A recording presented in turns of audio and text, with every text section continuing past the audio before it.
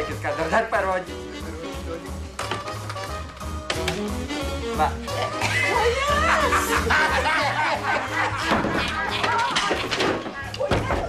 Sveiki, bedarbiai. Sveiks, tamsta. O, malačiai. Matau drausmingi žmonės. Turbūt iš kariuomenės komisuoti? Iš garažo. Jeigu reikia, galim ir į kariuomenę eiti. Nu, ten kadrų trūksta. O ponuli kada? Pašalpas kada mokės? Bus kada pašalpas? Ponuliai, jūsų klausimas mane labai nuliūdino. Nu, kur nuveisi Lietuva, kai nieks nenorės dirbti, o visi tik pinigus davai. Pinigus reikia užsidirbti, o ne kaulyt iš valdžios. Taip. Reiškia, yra didelis įvairių darbuotojų poreikis. Didelis poreikis. Tai jūs pasakykit konkrečiai, ko reikia. Mes nebijom nei jokio pasitrauk darbo, nei balto, nei juodo. Mes galim dirbti ir su popierium, ir su anglim.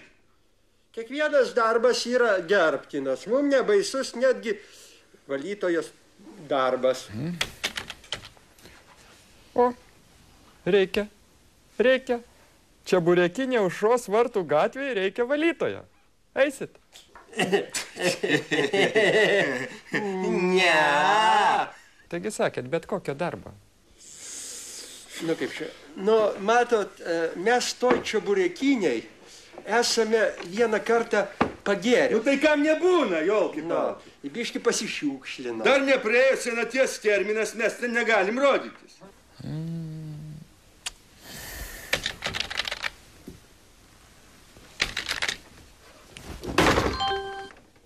Va, susirgo pagrindinis Vilniaus ir apylankių išblaivintojas narkologas. Užgėrė žmogus, reikia žmogaus. Na, bet kadangi jūs patys turit problemų su alkoholiu, tai... Tu ir gerai, nu tai nereiks įsijaust, žinosim, ką daryti. Einam, Jamam, tai aišku. Kiek čia šnekėti? Dar čia mokins gerti ar negerti. Pats gal ten darbe po darbo su savo kompiuteriu ir internetu gery vienas. Alkoholikas.